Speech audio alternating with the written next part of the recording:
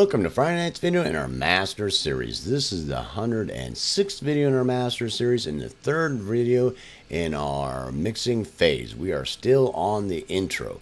So we ended on the last video and I was talking about, remember, if using maximization or extreme amounts of compression on individual tracks or individual subgroup buses or their buses themselves, that you really want to keep in mind that putting a lot of compression and maximization on a mix sometimes not a really good idea.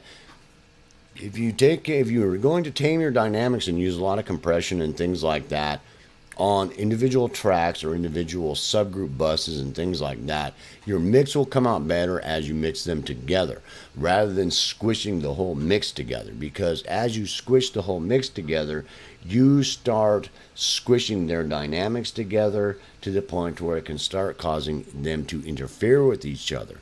But if you do it on the individual tracks or individual buses, that as you blend them together, that it's going to come out sounding like you've compressed it, but you have much more control about the compression.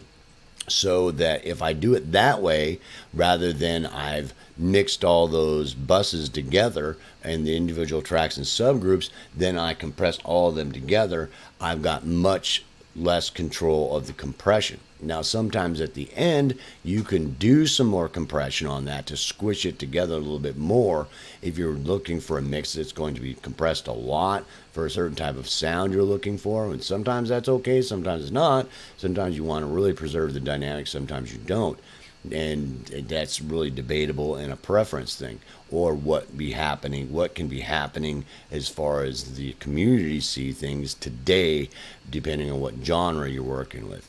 So really keep that in mind, because if you've got a squished guitar track, somewhat squished guitar track, and somewhat squished bass track, and a somewhat squished drum track, and a somewhat squished lead vocal, and somewhat squished supporting tracks, and you blend them together, that the compression that comes out might still look like a compressed algorithm, like a squished track, when you get done with it and you render the whole mix down, but you'll have much more control of it, rather than trying to compress the whole mix. Does that make sense? And it's something you really need to experiment with, because I kind of happened upon that when I started trying to do, types of genres or things that it called for a lot of compression to get the effect and sound they wanted. But, doing it that way had a much better effect, to where the production or the song came out sounding really compressed. It really did, but there was much more control on the compression, to where it came out sounding like it was really heavily compressed, but it didn't come out sounding squished together to where you had no dynamics, to where the levels between the guitar and the bass and the drums and the out front vocal and the supportive tracks didn't get squished together. They were already pre-squished basically, and then brought up to where I thought they should be, but it made it come out sounding like it was a heavily compressed production. So it's a really huge thing to keep in your mind, because that can be very pertinent in certain productions or in sections of productions to have a desired effect on what you're looking for. So really keep that in mind, because sometimes in some productions I want to do heavy compression, sometimes I don't, depending on what type of a production it is and what kind of a sound I'm looking for. So basically, from this point in this introduction, that when I get into mixing, I save a complete copy of the whole song. Like we've talked about, I don't know how you do it, a save as your song. I normally save the whole song in a separate folder with the song file of the DAW, and then I rename the file that's in the original folder as that song mixing. There's lots of ways you can do it and things like that. And I go through and make sure I do any cleanup and, general, visual, inspection of the production and things like that. And, that's always, at this phase, I'll do that now. And that'll be probably the last time I do it before I go into mastering. And then I'll, obviously when I get into do my processing, I'll do it again, for when I go into mastering. So Basically, you can look at this if you want and make some notes that my workflow is debatable on the production, what I'm trying to do. So you can look at my workflow here and make some notes about what I've made notes about and what I'm trying to take into consideration so that you can start working on your own workflow. But basically, as we get into this and we start working on a workflow, it's going to be very much up to you. So, you making notes about this or copying this and refining it to where it works better for you. There was a time where my workflow was very simple, and there was a time where my workflow got really complicated. It was twice this long, and I would do redundancy checks a lot because I wasn't good at what I was doing. And there's sometimes I'll get into a mix and I go, I got to take these things into consideration, like we talked about, some basic things from my workflow, and then off I go. And then I just go. I don't go one step at a time, dot, dot, dot, dot, dot, dot. But as you become a better engineer, it's much better for you to set up a step workflow and a step procedure until you get really routine. That's like you don't have to get up and look at your checklist to brush your teeth. Does that make sense? Because you've been doing it for years. It's not, you don't need to get out your checklist on your iPad and go, okay, and then first of all, I get out the toothpaste. It's like you don't need to do that. You've been doing it long enough. You don't need to. But that's a little bit more complicated when you're doing something like this, so it's a really good idea to do that. And sometimes that I do recommend keeping your workflow. As you simplify it and you get better at it, you really keep in mind things that you need to take in consideration and really put a workflow together and a checklist to go through. I've checked this, I've checked this, I've checked this, and go through it one step at a time. Sometimes it might seem time consuming, and more novice you are, that it can seem like a lot of wasted time, but it's not, because you're taking those things into consideration as you go through your mixing process so that you do a good job every time, because you're not, and even as you get better, that I still go through this, as I'm going through it, to make sure that I've taken those things into consideration and thought about them and things like that. Does that make sense? And sometimes some things are really pertinent on some productions, some things are less pertinent on some productions, but I really take that into consideration. When we really talked about gain staging, depending on how many instruments that you have in your mix, sometimes I can start out with my out front vocal at about -6. Sometimes I have to go to -9 dB. Sometimes I have to go to -12 dB. Sometimes I even have to go down farther, because of how many instruments I'm going to be bringing up into it, so that I have some headroom so I don't start clipping.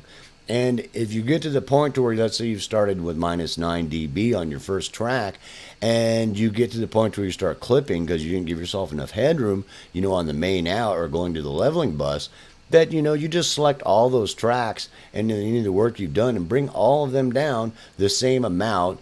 So I'll work in increments of about 3 dB. So if I go through and I'm going, oh, I'm starting to clip, and then I'll go through and bring every one of those tracks or those buses or the subgroup mix buses down 3 dB, all of them, to give myself some headroom. And then I'll start out with -3 dB more than I started out with that group on the next, section or something like that. That way that you're taking gain staging into consideration, you are making sure you don't clip, and you're giving yourself some headroom. Normally, by the time it goes out, that you want to have at least like -3 dB of headroom. When you send something to a mastering engineer, that you might want to give them a little bit more headroom than that to work with, you might do some different things. But as long as it's not clipping, and it's not right at 0, that you should probably be okay when you send it to a mastering engineer, unless he's specified that he wants it at RMS this, or at peak this, or at LUFS this, for whatever, if he specifies. Otherwise, if you keep it, between, under clipping and -3 dB, you'll probably be okay, as long as he's got some headroom and he's not clipping. because he's not going to be messing with individual tracks. But you'll understand that more because we're going to go through mastering also. So whether or not you're doing your mastering yourself or you're sending it to somebody, you'll have a pretty good idea of what he's doing and what you should be, taking into consideration when you send him something, so that you are helpful to him and not causing him problems, so that he charges you an extra $5,000 for that one, because of, you didn't do something it would have been really nice for that you would have done to make his job and his life much easier and to be able to do a better job in your production. So basically at this point, the things that we've talked about, you really want to have made good notes. You want to start putting together a workflow and a checklist. And I would start here. You really go through, read what I've written here. You can stop the video and go through it and read it and make some notes. And as we go through the mixing itself, then it'll become very pertinent or very understandable of why I've made notes about these things, so that I just check them. I make sure that I've checked them, and by the time we get done through the mixing process, then it'll be pretty obvious why that I was looking at these things and why I had written things out the way I have, so that I make sure that I check things off, I take things into consideration, and I make sure things that are applicable in certain situations and not applicable in other situations are at least taken into consideration before I move on to next steps as I go through the mixing process. So, like I said, in the last 3 videos, we talked about most of the pertinent things that we're going to be talking about that we need to take into consideration. And last thing is your mixing levels. You really want to mix, listening on your monitors at least, I say at about 85 dB. If you can turn it up sometimes and down sometimes to hear how things sound, which is a good idea, because sometimes people will be listening to your music quieter, sometimes they'll be listening to it louder, so you want to make sure it's okay. But about 85 dB is a pretty good sound, and it's pretty loud. And and take breaks. Walk away. If depending on how experienced you are, you're going to get done with the mix quicker or slower.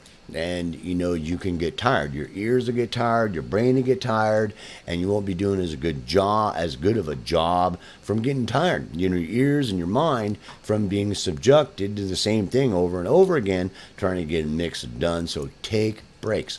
Walk away. Walking away for 15 minutes is going to be much more productive than you sitting there for half an hour listening to something over and over and over again and not really getting it, because you've just gotten tired and you've just gotten attuned to it, and you need some fresh ears, and you need to walk away for a little bit and then come back. And sometimes it can help you with your mixing.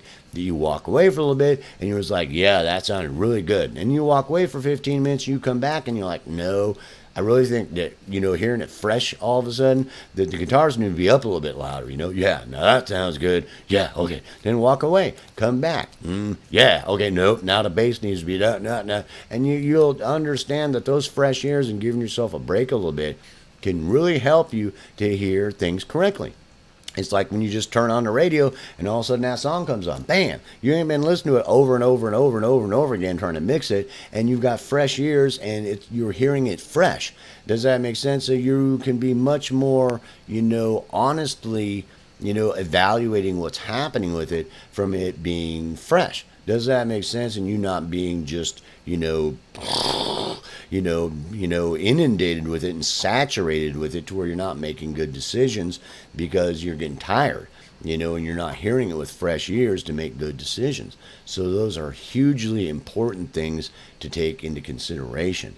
And lastly, use your headphones. Use your monitors, use your headphones. Use them both as you work through your mix to hear what's happening well.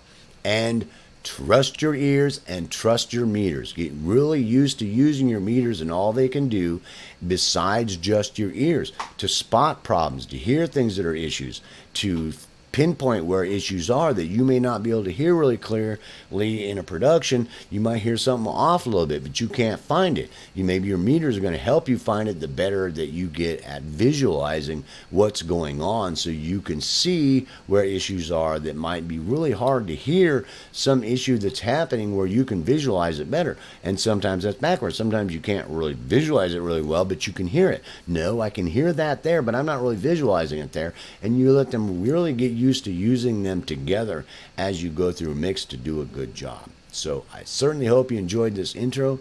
I'll see you in the next video when we actually get into some mixing. See you there.